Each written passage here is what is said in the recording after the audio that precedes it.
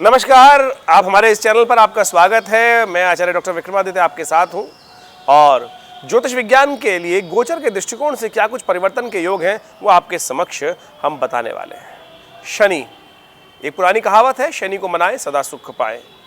तो मेष राशि वालों के लिए आने वाले समय में शनि का खेल किस प्रकार का रहेगा।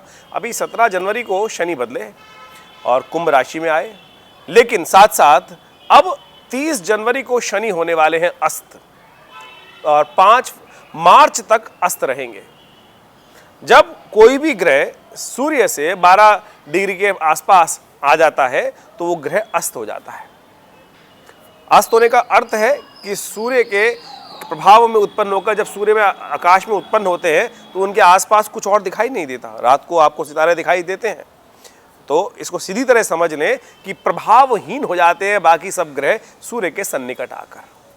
तो इसी प्रकार से शनि महाराज जो है वो ग्रह अपनी चाल चलते हुए अपनी राशि में परिवर्तन करने का जो योग बना और साथ साथ सूर्य का परिवर्तन का योग भी बन रहा है। और सूर्य इस वक्त मकर राशि में जो चल रहे हैं वो शनि के बहुत सन्निकट आ गए हैं और 30 जनवरी को जब 12 डिग्री के आसपास सूर्य आ जाएंगे शनि के, तब वो शनि को अस्त कर देंगे। तो शनि के अस्त होते ही शनि का प्रभाव शून्य हो जाएगा और शनि का प्रभाव शून्य होने से ग्रह गोचर का प्रभाव भी जिस प्रकार का उनका था वो शून्य हो जाएगा। जब शनि परिवर्तित हुए मेष राशि वालों के लिए तो बड़े अच्छे योग बने, लाभ के योग बने और कई दृष्टिकोण महत्वपूर्ण आप लोगों ने पिछले 7-8-10 दिनों में देखा होगा किस प्रकार से कुछ नई अपॉर्चुनिटीज आपके समक्ष आने के योग बने। कुछ ऐसा दिखाई दिया कि जिन कार्यों में आप पहले से कर रहे थे उनमें लाभ, उनमें सफलता भी प्राप्त हो रही थी, लेकिन लाभ के योग नहीं बन पा रहे थे, वो आपने देखा होगा कि उनमें लाभ के योग बनने लगे। लेकिन शनि के अस्त होते ही उस लाभ में कुछ ना कुछ रूप से कमी आने के योग बन जाएंगे। देखिए, लाभ में कमी आने का योग तो बनेगा, लेकिन साथ साथ एक अच्छी बात भी होगी, क्योंकि शनि की प्रथम दृष्टि आपके लग्न भाव पर पड़ रही थी तो वहां पर शनि ने आपको कुछ जिद्दी बना दिया था। पिछले करीब करीब 1 हफ्ते 1.5 हफ्ते में आपने देखा होगा कि आप जबरदस्ती, क्योंकि शनि परिवर्तन जब हुए 17 तारीख के आसपास, उससे लेकर 30 तारीख के बीच में ग्रहों का योगा योग दिखाता है कि आपके जीवन में कुछ हठ धर्मिता इस प्रकार के भाव भी उत्पन्न हो गए होंगे।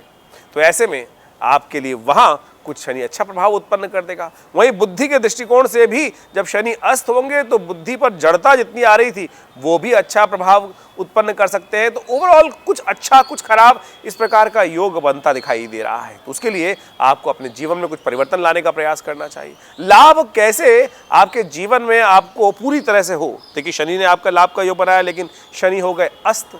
अब आप क्या कर सकते हैं, कौन से उपाय करके अपने शनि को आज से जो लाभ हो रहा था उससे आप जो वंचित हो रहे हैं उसको कैसे लाभ उठा सकते हैं। तो कोशिशें करें, शनि के कुछ उपाय कर लें। तो मेष राशि वालों के लिए सबसे श्रेष्ठ उपाय जो हमें दिखाई देता है वो दिखाई देता है कि आपको एक काम करना चाहिए, शनि के एक बीज मंत्र का जप करना चाहिए। ओम प्रांग प्रींग प्रोंग से शनिश्चराय नमः। ये शनि का बीज मंत्र है। इसका यथाउचित भाव से यदि आप जप करने 108 बार नित्य प्रति, तो देखिएगा आपके जीवन में कष्टों को दूर करने का अद्भुत योग बनेगा। क्योंकि शनि अस्त जो हो गए हैं, शनि अस्त होने से लाभ में जो ग्रहण लगने का योग बन गया है, ये एक तरह से ग्रहण ही मान लीजिए। वैसे तो सूर्य जब आते हैं, राहु जब सूर्य के साथ आते हैं तब ग्रहण लगता है, लेकिन जब सूर्य किसी भी ग्रह के साथ आ जाएंगे तो वो वहां पर उनको अस्त कर देते हैं। तो जब अस्त ग्रह हो गया तो उसका प्रभाव शून्य हो गया। तो प्रभाव शून्य, क्योंकि शनि करीब करीब 30 साल बाद परिवर्तन कर कुंभ राशि में प्रवेश किए थे और बड़ा सुंदर योग आपके लिए बना था। तो ऐसे में उस ग्रह योग से करीब करीब आपके लिए जो दिन रहेंगे, करीब 28 दिन फरवरी के मान लीजिए, 2 दिन जनवरी के मान लीजिए और साथ साथ 5 दिन मार्च के भी रहेंगे। तो 5 मार्च को जब शाम को 6 बजे के आसपास शनि उदय होंगे तो फिर आपके लिए लाभ के अच्छे योग बन सकते हैं। ऐसे में आपको प्रयास करना चाहिए कि अपने लाभ को बढ़ाने के लिए शनि के एक बीज मंत्र का जप करें। ओम प्रांग प्रींग प्रोंग से शनिश्चराय नमः। इस मंत्र का यदि शुद्ध भाव से जप कर लेंगे तो आपको लाभ प्राप्त होगा। देखिए, ओम प्रांग प्रींग प्रोंग से तंत्रोक्त दृष्टिकोण से ये तंत्रोक्त मंत्र है और मंत्र महार्णव इत्यादि में शनि को शुभ करने के लिए यही मंत्र बताया गया है। ओम प्रांग प्रींग प्रोंग से शनिश्चराय नमः। कई लोग इस मंत्र को अनुस्वार को मकार भी बोल देते हैं, तो वो भी कोई दिक्कत नहीं है। मकार प्राम प्रीम प्रोम से शनिश्चराय नमः इस प्रकार बोल सकते हैं। लेकिन संस्कृत के अंदर जहाँ बिंदी आती है, गद्य के अंदर तो मकार हो गया है, लेकिन यहाँ बीज स्वरूप है, जहाँ पर बीज मंत्र में आ रहा है वो अनुस्वार है, तो अंगा अंग इस प्रकार से इसका उच्चारण रहता है। ओम प्रांग प्रींग प्रोंग से शनिश्चराय नमः। तो इस मंत्र का यथाउचित भाव से जप करें और साथ साथ कुछ और भी उपाय कर सकते हैं। इसके साथ साथ उपाय आप जो कर सकते हैं वो भी नोट कर लीजिए। सबसे बढ़िया उपाय रहेगा काली उड़द का दान कर दीजिए।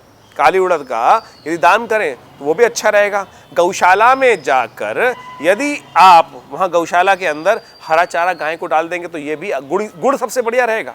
गुड़ और जो हरा चारा है वो दोनों आपकी राशि से संबंध भी रखता है। तो गुड़, क्योंकि मेष राशि से मंगल का संबंध है, गुड़ का संबंध है, तो उसके साथ साथ आप ये छोटा छोटा उपाय कर लीजिए। देखिए आपके लाभ में जो शनि अस्त होने के कारण से कुछ प्रभाव पड़ गया है वो भी ठीक होगा। ये छोटे छोटे उपाय हैं, आप इन सबको करके अपने जीवन में लाभ का प्राप्त का जो स्थान है वो बना सकते हैं। देखिए जो ज्योतिष विज्ञान है वो वास्तविक तौर पर आपके जीवन में ग्रहों के योगायोग को देखकर आपके जीवन में कहाँ कमी हो रही है, किस प्रकार से कोई दिक्कत है, उसको ठीक करने का कार्य करता है। तो आशा है आप इन छोटे छोटे उपायों को करके अपने जीवन में हो रहे जो बदलाव हैं ग्रहों के, उससे अपने आप को लाभ की तरफ ले जा सकते हैं। इस छोटे से उपाय को करें, देखिए लाभ प्राप्त होगा, आपके जीवन में शुभ योग बनेंगे। नमस्कार।